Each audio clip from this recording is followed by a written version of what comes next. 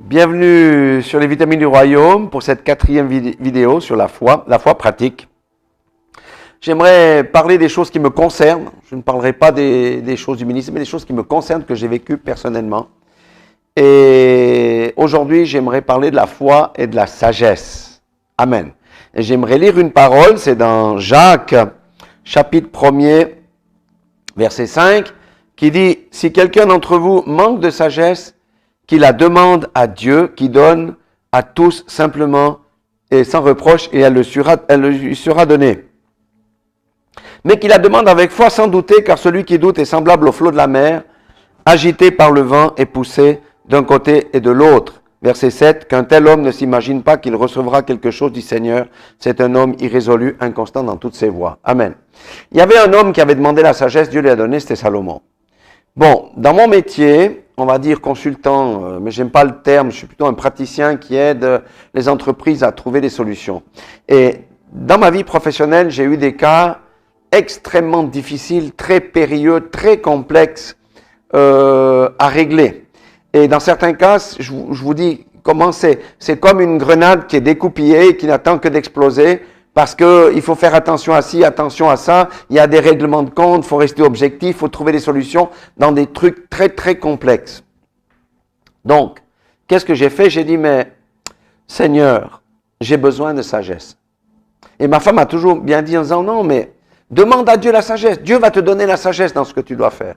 J'ai dit, Seigneur, sur ce cas-là, j'ai besoin de ta sagesse. Accorde-moi ta sagesse sur ce mandat. C'est un mandat périlleux. La grenade risque de sauter à tout moment. Moi, je dois trouver des solutions qui, à vue humaine, sont très difficiles. Il n'y a pas de réconciliation possible entre les gens, etc.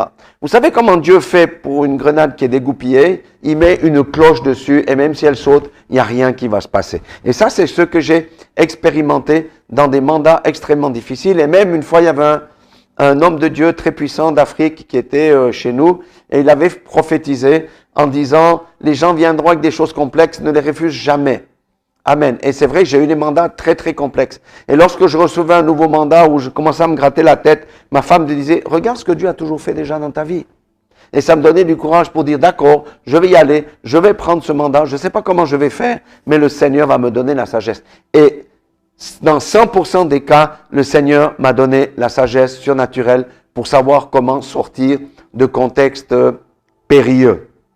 Amen. Donc, vous voyez, mais on doit avoir la foi.